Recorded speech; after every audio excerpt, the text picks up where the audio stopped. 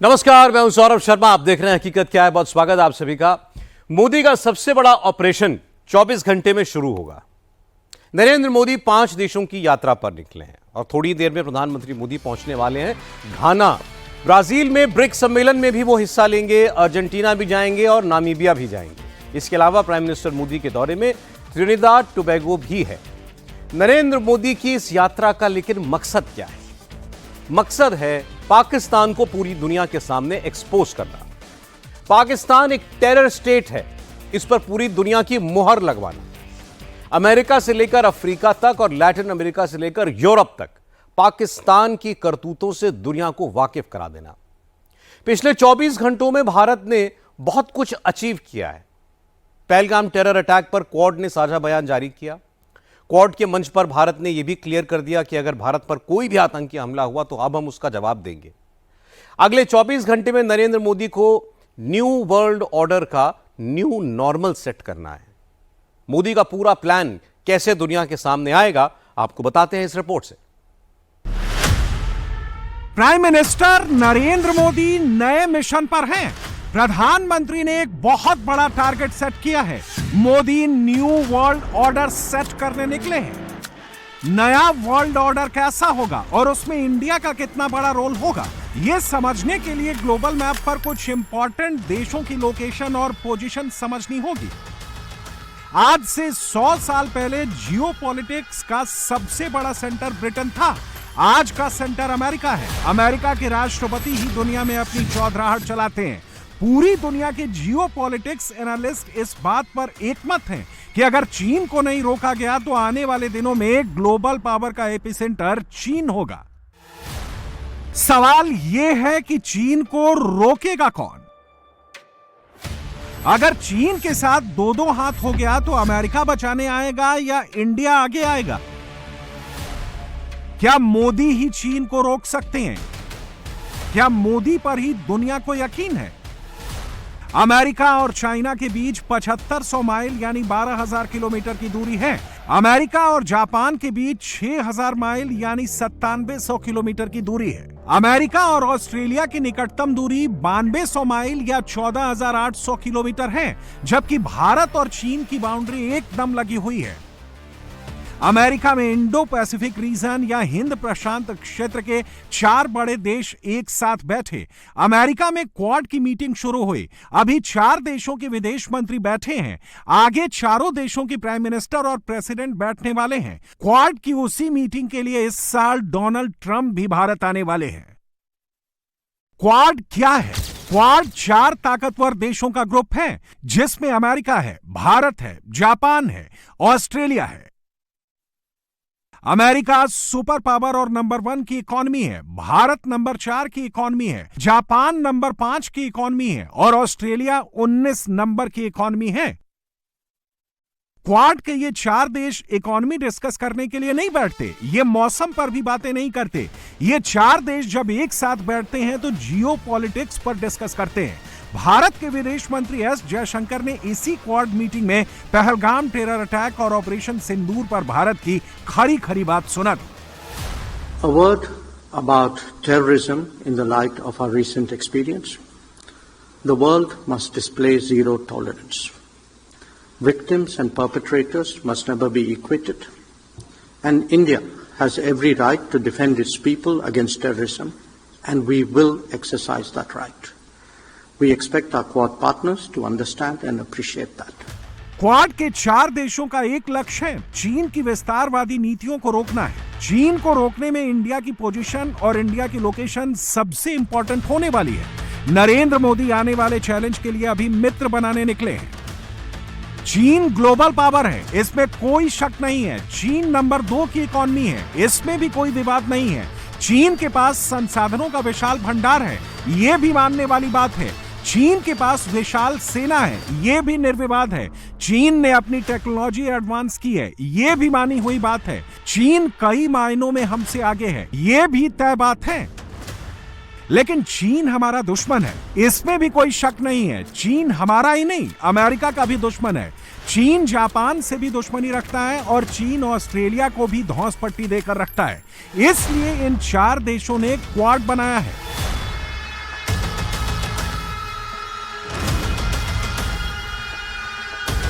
America और Australia quad के इन दो देशों में एक सर्वे हुआ जिसमें एक जैसे सवाल पूछे गए। दोनों सर्वे में एक देश और एक नेता का नाम बार बार आया, भारत और Narendra Modi. Mr. Modi is the boss. Quad के सबसे बड़े और इंपॉर्टेंट मेंबर अमेरिका की rating agency the morning consult ने ग्लोबल लीडर्स की अप्रूवल रेटिंग का सर्वे किया। इसमें डेमोक्रेटिक लीडर्स में नरेंद्र मोदी 78% अप्रूवल रेटिंग के साथ टॉप पर हैं। ईरान पर बम गिराने के बाद अमेरिका के डोनाल्ड ट्रंप की रेटिंग सुधरी है, फिर भी वो 50% ही है। इटली की जॉर्जिया मेलोनी की अप्रूवल रेटिंग 42% की है। ब्रिटेन के प्राइम मिनिस्टर कीर स्टामर की अप्रूवल रेटिंग सिर्फ 27% है और ऑस्ट्रेलिया के prime minister Anthony Albanese 53% approval rating के साथ सरकार चला रहे हैं।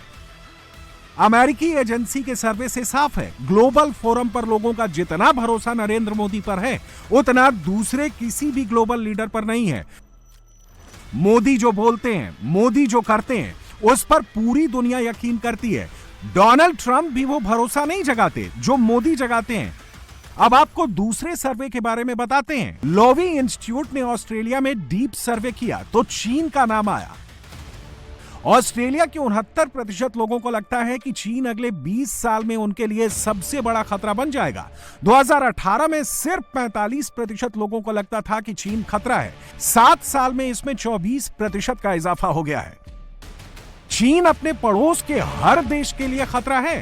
ताइवान जैसे देशों पर तो 24/7 चीन का खतरा मंडराता रहता है। सवाल है कि चीन अगर खतरा है तो बचाने वाला कौन है? लोवी इंस्टीट्यूट का सर्वे ऑपरेशन सिंदूर के बाद हुआ है। ऑपरेशन सिंदूर में भारत ने जिस तरह से पाकिस्तान को पीट दिया उसे दुनिया बड़े पॉजिटिव तरीके से देख रही है। ऑपरेशन सिंदूर के दौरान चीन पूरी तरह पाकिस्तान के पीछे सपोर्ट में खड़ा था।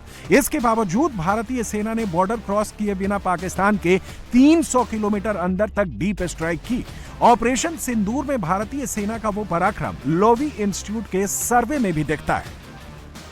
अगर चीन के साथ युद्ध हो गया तो ऑस्ट्रेलिया के लोगों को डर है कि अगर चीन के साथ युद्ध हो गया तो अमेरिका उनकी मदद करने नहीं आएगा। डोनाल्ड ट्रंप पर लोगों को बहुत कम भरोसा है।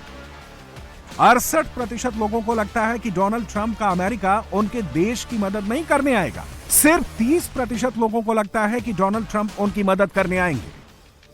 व्लादिमीर पुतिन के रूस पर भरोसा 22%, जिनपिंग के चीन पर भरोसा 37%, ट्रंप के अमेरिका पर भरोसा 50% और नरेंद्र मोदी के भारत पर भरोसा 51%। ये उस देश के लोगों का सर्वे है जो लंबे वक्त से अमेरिका का स्ट्रेटेजिक पार्टनर रहा है, लेकिन उससे भी ट्रंप से ज्यादा नरेंद्र मोदी पर यकीन है। प्रधानमंत्री नरेंद्र मोदी के ब्राजील दौरे से अब ब्राजील और भारत के बीच का डिफेंस कॉपरेशन को और मजबूती मिलेगी।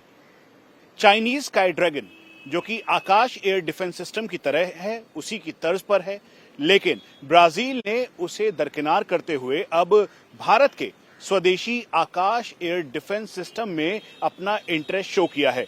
उसके अलावा पिनाका, सबमरीन्स, वॉरशिप्स और आने वाले टाइम पर बुलेट प्रूफ जैकेट से लेकर बाकी आधुनिक वेपन सिस्टम और प्लेटफॉर्म भी इसमें शामिल है।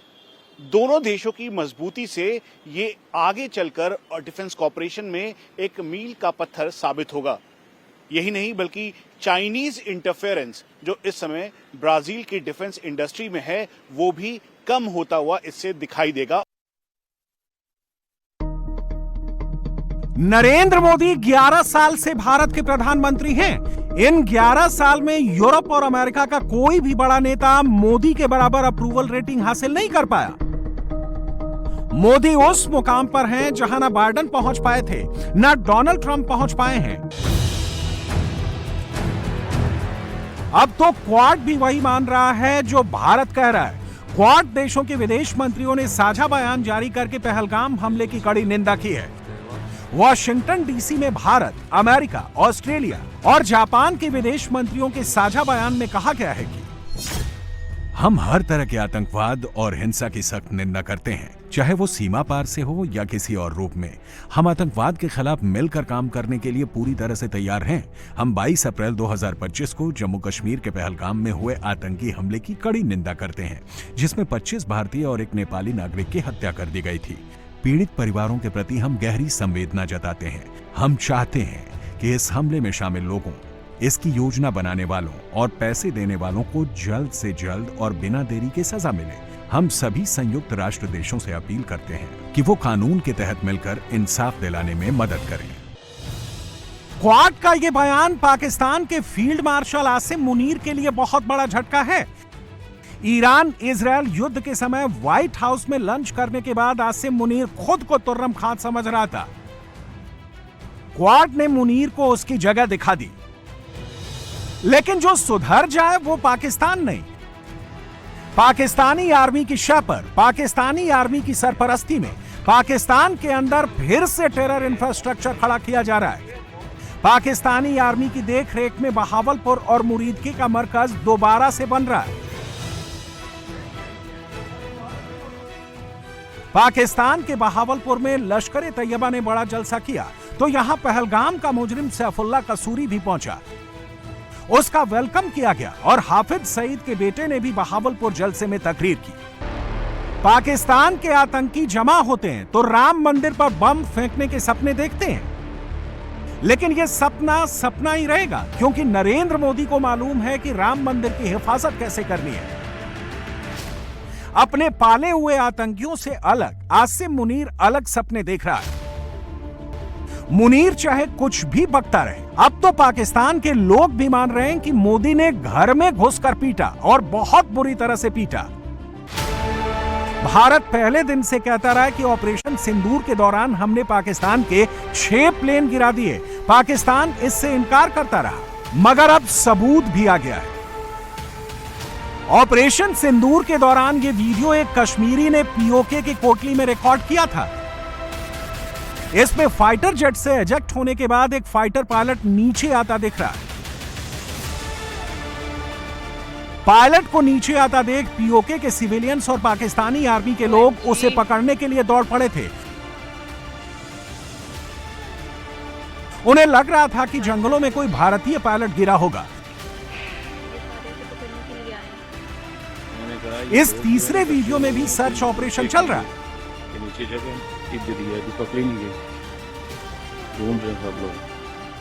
पाकिस्तानी आर्मी के प्रवक्ता ने कहा था कि उनके इलाके में एक भारतीय पायलट गिरा है। जंगल है और कोटली में भारतीय पायलट को सर्च कर रहे पाकिस्तानियों को भी यही लगता था कि जंगलों में उनको सरप्राइज मिलेगा। इस सर्च में मिला क्या? पाकिस्तानियों को पाकिस्तान का ही एक पायलट मिला जिसे छिपा लिया गया। ये जहाज की सीट है, देखें। ये दूसरा वीडियो 7 मई की सुबह लाहौर में रिकॉर्ड किया गया था। ये एक फाइटर प्लेन के पायलट की सीट है जो एजेक्ट होने के बाद नीचे गिरी है। ऑपरेशन सिंदूर के समय भी पाकिस्तान झूठ बोलता रहा। पाकिस्तान अब भी झूठ बोल रहा है, लेकिन दुनिया देख रही है और अब समझ भी रही है। FATF ने पाकिस्तान को फिर से ग्रे लिस्ट में डालने का संकेत दे दिया है। चीन पाकिस्तान को बचा रहा है, लेकिन चीन भी कब तक बचाएगा, क्योंकि चीन को खुद की भी बचानी पड़ रही है। बाबा बागेश्वर ने अपना अगला प्लान लॉन्च कर दिया है। मध्य प्रदेश के बाबा बागेश्वर धाम वाले बाबा अब उत्तर प्रदेश आ रहे हैं। बाबा अपनी यात्रा का दूसरा फेज लॉन्च कर रहे हैं। कैलेंडर में बाबा बागेश्वर ने एक तारीख मार्क की है, वो तारीख है 7 नवंबर। 7 नवंबर से वो अपनी यात्रा की शुरुआत करेंगे और ये यात्रा लगभग 131 किलोमीटर लंबी होगी, 10 दिनों तक चलेगी। इस यात्रा का मकसद जाति पर वार करना है। बाबा खुलकर बात करेंगे, यादव पर बात करेंगे, ब्राह्मण पर बात करेंगे, दलितों पर बात करेंगे। ये यात्रा खासकर मथुरा वृंदावन के इलाके में लगाई गई है। अखिलेश यादव ने इस कहानी की शुरुआत की थी जब अखिलेश यादव ने बाबा बागेश्वर पर बड़े संगीन आरोप लगाए थे। 50 लाख रुपए अंडर टेबल लेने का इल्जाम लगाया था। अब बाबा इसका किश्तों में जवाब देंगे और पहली किश्त आज रिलीज कर दी गई। बाबा एकदम क्लियर कट, राष्ट्र को जोड़ो, जातिवाद छोड़ो।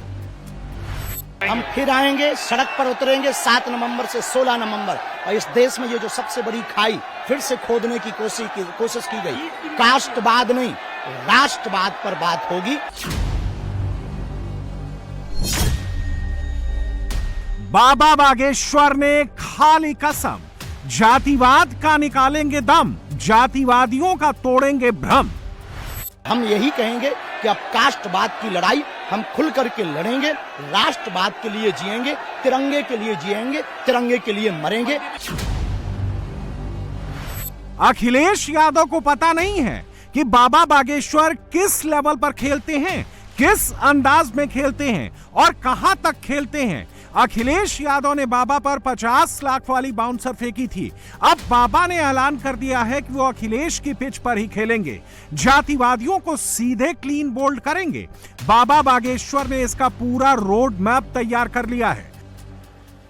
वृंदावन जाना है, वृंदावन जाना है, वृंदावन जाना है, राधे राधे गाना है, वृंदावन जा करके यमुना जी नहाएंगे, वृंदावन जाना है, हमें राधे राधे गाना है, वृंदावन जाना है, हमें राधे राधे गाना है। दोनों हाथ उठा करके हरि बोल।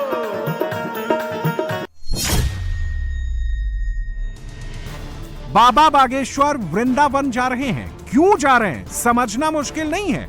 वृंदावन से श्री कृष्ण की आस्था जुड़ी है और श्री कृष्ण से सीधे यादव जाति जुड़ी है। यूपी बिहार में यादव बड़ा वोट बैंक है, जो अखिलेश और तेजस्वी का कोर वोट बैंक है। यूपी में यादव आबादी 8 से 10%, पूर्वांचल और ब्रज में बड़ा असर 60 से ज्यादा सीटों पर, जिले 8 जिले में 20 से 30% यादव, पार्टी एसपी के कोर वोटर। बिहार ओबीसी में सबसे ज्यादा यादव वोटर हैं, जिनकी आबादी 14%, मगध, मिथिलांचल, सीमांचल में बड़ा फैक्टर, असर 100 से ज्यादा सीटों पर असर, पार्टी आरजेडी के कोर वोटर। बाबा बागेश्वर वृंदावन क्यों जा रहे हैं, इसका सियासी मतलब समझिए। बाबा जब वृंदावन जाएंगे तो अखिलेश और तेजस्वी के कोर यादव वोट बैंक से सीधे कनेक्ट करेंगे, जिसका असर 25 के बिहार चुनाव और 27 के यूपी चुनाव तक पड़ेगा। बाबा बागेश्वर बहुत सी बातें सीधे नहीं कहते हैं, लेकिन जो बात सीधी और स्पष्ट कहते हैं उसमें जातिवाद वाला नैरेटिव हवा हो जाता है। गांव में कहावत है, गरीब की लुगाई पूरे शहर की भौजाई, वही हाल है। तो सीधा साधा जान करके सब लोग, पता नहीं अब हनुमान जी की इच्छा होगी, पर हमें लगता है कि जो हम कार्य कर रहे हैं वो भला कर रहे हैं, इसलिए लोग बोल रहे हैं, इसलिए हम बहुत ज़्यादा उन पर ध्यान नहीं देते। हमें थोड़ी देर के लिए मन में लगता है, फिर ये लगता है कि जब लाखों तालियां मिल रही तो 2-4 गालियां भी मिलेंगी। कर तो हम हिंदुओं के लिए ही रहे, जी तो हिंदुओं के लिए ही रहे, चाहे भारत में हो या भारत से बाहर, धाम पर भी हो तो अन्नपूर्णा भंडारा, कन्या विवाह, आने वाले समय में हॉस्पिटल। तो हमें क्या करना है? परिक्रमा किस किसने लगाई वृंदावन की परिक्रमा? आहा, अब उठा ले दोनों हाथ, लगाओ ठुमका। राधे राधे राधे राधे राधे राधे, श्यामा श्यामा श्यामा श्यामा श्यामा श्यामा। बाबा बागेश्वर ने ऐलान किया कि वो वृंदावन की यात्रा कब से शुरू करने जा रहे हैं। बाबा की वृंदावन यात्रा का टाइम लगभग वही है जब बिहार में चुनावी माहौल होगा। बाबा की ये पदयात्रा 7 नवंबर 2025 से शुरू होगी और लगभग 131 किलोमीटर लंबी होगी, जो 10 दिनों तक चलेगी। इस दौरान वो दिल्ली, हरियाणा और उत्तर प्रदेश के करीब 400 गांवों से होकर गुजरेंगे। आम और गरीब लोगों से डायरेक्ट संवाद करेंगे। पदयात्रा में बाबा का एजेंडा क्या होगा, बाबा ने बहुत साफ और स्पष्ट शब्दों में बता दिया है। एक बार फिर सुन लीजिए, बाबा बागेश्वर ने उन लोगों को सुनाया है जिन्होंने उन पर आरोप लगाया है कि बाबा बिना अंडर टेबल पैसा लिए कथा नहीं सुनाते हैं। 10 से 20 हजार ये तो रोज का जो अन्नपूर्णा में भोजन मिल रहा है, और मंगलवार को 40 से 50 हजार बताया, और जब आपकी कथाएं होती है 3-3, 4-4 लाख तक पहुंच जाता है। तो ये इसका जो प्रबंधन है, यही शायद सवाल ये लोगों का रहता है कि इतना जो खर्च हो रहा है, ये तमाम श्रद्धालु, ये खर्च हम नहीं कर रहे हैं, जी जी, हमें लोगों से दक्षिणा के रूप में मिलता है। जी। सो हम खर्च करें। इस दुनिया में दूध का धुला कोई नहीं। नेता है तो नेता को भी मिलता, कहाँ से मिलता? वो भी जनता से है। साधु हैं तो साधु को कौन देते हैं? उनके भगत देते हैं। हम गुरु हैं, आचार्य हैं, हमें कौन देते हैं? ये लोग में से इनसे तो सब कुछ निःशुल्क है। कोई आया, गुरु जी हमारा कार्य सफल हो गया, ये दक्षिणा है। अब उसका क्या करें? तो हमने उसको सदुपयोग में लगा दिया। हमने मदिरालय नहीं खोला, हमने देश को गुटखा के लिए प्रोत्साहित नहीं किया, मदिरा पीने के लिए प्रोत्साहित नहीं किया, हमने देश को व्यसन मुक्त करने के लिए प्रोत्साहित किया, संस्कारवान बनने के लिए प्रोत्साहित किया, एकता के लिए प्रोत्साहित किया, हिंदुत्व के लिए प्रोत्साहित किया, राष्ट्रवाद के लिए प्रोत्साहित किया, कास्टवाद पर प्रहार किया, कास्टवाद के खिलाफ आवाज उठाई, उसके लिए हमने गालियां सही। याद कीजिए, बाबा बागेश्वर ने अपनी पिछली यात्रा 26 नवंबर 2024 को निकाली थी। बाबा ने 160 किलोमीटर की पदयात्रा अपने गांव गढ़ा से ओरछा तक निकाली थी।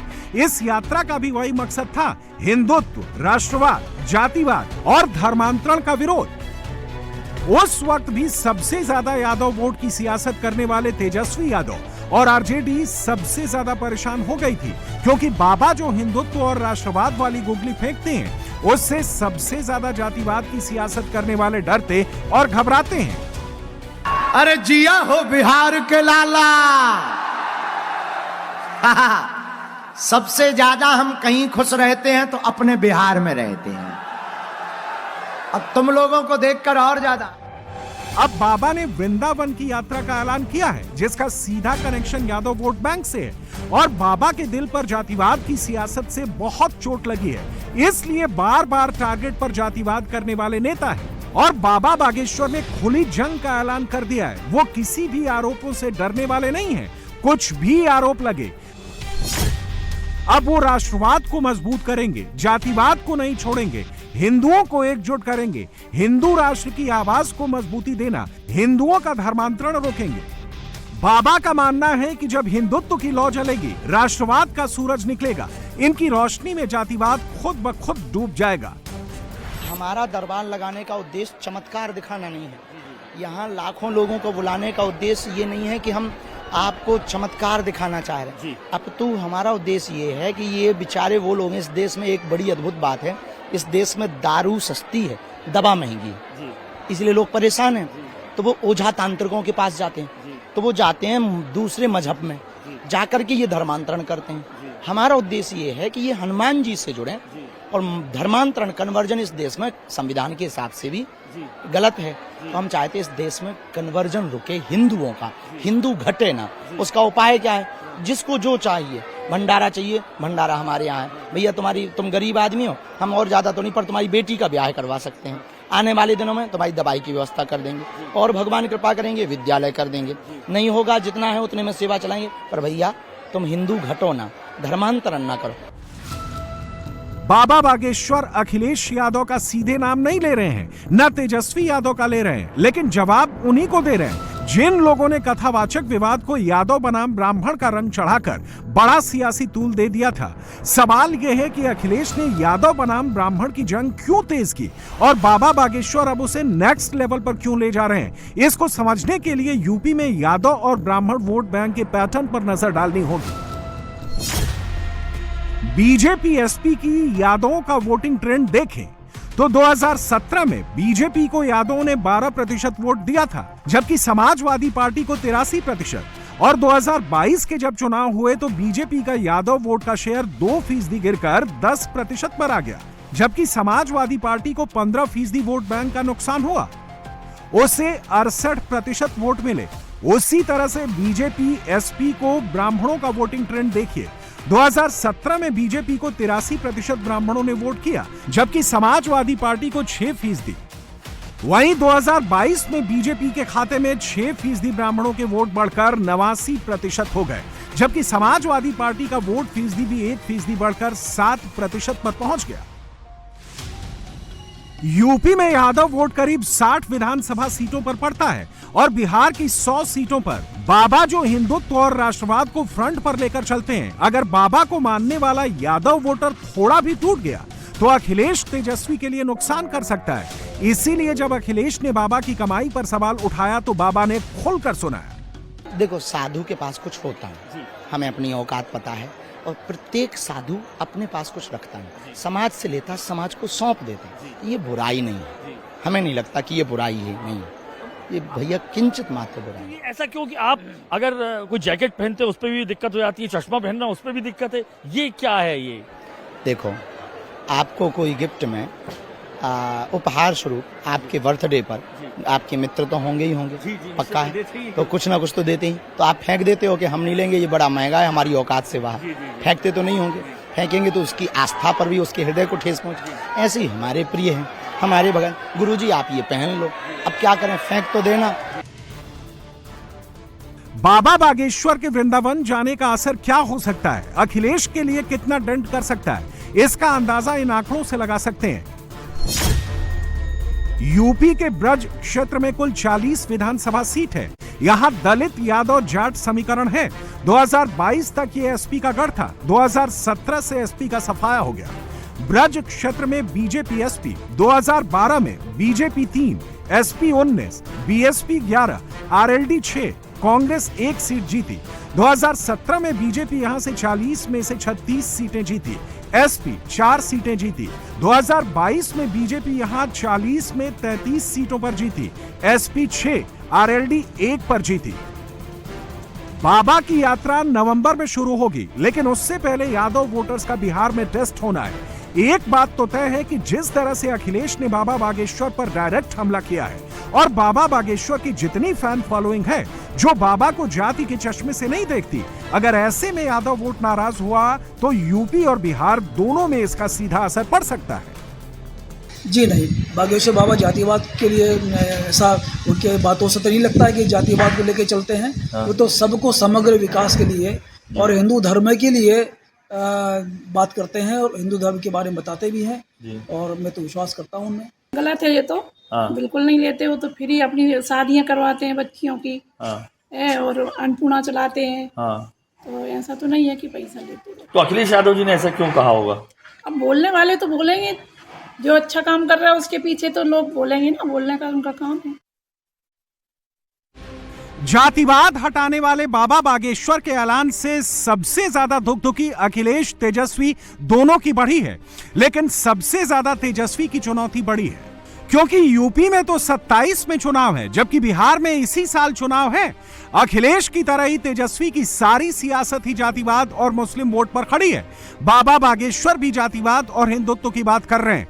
अगर ये काम किया तो बीजेपी की राह आसान बनेगी और विपक्ष के लिए कठिन हो जाएगी। और रही सही कसर, इलेक्शन कमीशन के बिहार में वोटर लिस्ट को अपडेट करने की शुरुआत ने पूरी कर दी है। इससे जाति और मुस्लिम वोट की सियासत करने वाली पार्टियों को लग रहा है कि सबसे ज्यादा नुकसान उनके कोर वोटर पर पड़ेगा और उनके रिजल्ट पर ही पड़ेगा। इसको समझने के लिए पहले आपको बिहार में चुनाव दर चुनाव वोटर लिस्ट डेटा पैटर्न को देखना होगा। डेटा कहता है कि 2010 से 2015 के बीच में 1,19,36,164 वोटर बढ़े थे, जबकि 2015-2020 के बीच में 65,90,840 वोटर बढ़े। 53,45,324 वोटर कम हुए। उसी तरह से 2020 और 2024 के बीच जब नई वोटर लिस्ट आई तो 36,11,919 नए वोटर जुड़े, जबकि 29,78,921 वोटर घट गए। ऐसे में जिस तरह से इस बार इलेक्शन कमीशन ने नई वोटर लिस्ट अपडेट को कड़ाई से बनाने के लिए कहा है, यह बात तेजस्वी और जाति और मुस्लिम वोट की सियासत करने वाली पार्टियों को सबसे ज्यादा डरा रही है। अगर election commission voter list update कर दिया तो यह आंकड़ा और भी कम हो सकता है, जिसमें ज्यादातर आरजेडी का कोर वोटर MY का मुसलमान वोटर अफेक्ट होगा। जब से नोटिफिकेशन हुआ है उसके 2 दिन बाद से ही हम लोग लगातार इलेक्शन कमीशन से समय मांग रहे हैं कि हमारा जो गठबंधन है, हमारा एक डेलीगेशन जो है आपसे मिलना चाहता है। दुख की बात है, जिस राज्य में चुनाव है बिहार, वहाँ की पॉलिटिकल पार्टीज जो है, अगर ऑपोजिशन अगर इलेक्शन कमीशन से मिलना चाहता है, जो शंकाएं हैं क्लैरिटी के लिए, लेकिन इलेक्शन कमीशन जो है मीटिंग का समय नहीं दे रही है। ये अद्भुत है, ऐसा हमने पहले भी नहीं देखा। अब तो लग रहा है कि लोकतंत्र इन लोगों ने एकदम ख़त्म करने पे तुले हुए हैं। संविधान की धज्जियां उड़ाने पे इलेक्शन कमीशन जो है उतारू हो चुकी है। अब इलेक्शन कमीशन लगता है कि मोदी जी का कमीशन हो गया है, बीजेपी का कमीशन हो गया है। और बीजेपी इस मामले में चुप है, नीतीश जी इस मामले में चुप है। ये लोग वोटर लिस्ट से डरे हुए हैं, चुनाव हार रहे हैं, तो इलेक्शन कमीशन जो है इनको पीछे से जो है मदद कर रहा है। अब तेजस्वी परेशान क्यों, उसकी भी वजह जान लीजिए। दरअसल बिहार में 2020 के चुनाव में एनडीए को 125 सीटें मिली थी। वोट प्रतिशत 37.9 था। कुल वोट 1,57,02,650 पड़े थे, जबकि यूपीए की सीट 110 थी। इसका भी वोट प्रतिशत 37.9 ही था। इसको कुल वोट 1,56,91,500 मिले थे। एनडीए को यूपीए के मुकाबले कुल 11,150 वोट ज्यादा मिले थे। तेजस्वी को परेशान होने की वजह असल में यूपीए एनडीए की जीत का अंतर है। 4 सीट पर यूपीए की जीत का अंतर 1,000 वोट से कम था। 13 सीट पर यूपीए की जीत का अंतर 1,100 से 3,000 वोट का था। 9 सीट पर यूपीए की जीत का अंतर 3,000 से 5,000 वोट का था। 14 सीट पर यूपीए की जीत का अंतर 5,000 से 10,000 वोट का था। 15 सीट पर यूपीए की जीत का अंतर 10,000 से 15,000 वोट का था। 28 सीट पर यूपीए की जीत का अंतर 15,000 से 25,000 वोट का था। 27 सीट पर यूपीए की जीत का अंतर 25,000 से 50,000 वोट का था। ये वो आंकड़े हैं जिनमें 40 सीटें ऐसी हैं जिसका अंतर नई वोटर लिस्ट अपडेशन में खत्म हो सकता है। और अगर हिंदुत्व और राष्ट्रवाद वाला नैरेटिव जाति के नाम पर वोट देने वालों पर चल गया तो सबसे ज्यादा नुकसान जाति और मुस्लिम वोट की सियासत करने वालों पर ही पड़ेगा। इसीलिए परेशान सिर्फ तेजस्वी नहीं, हैदराबाद वाले भाईजान भी परेशान है।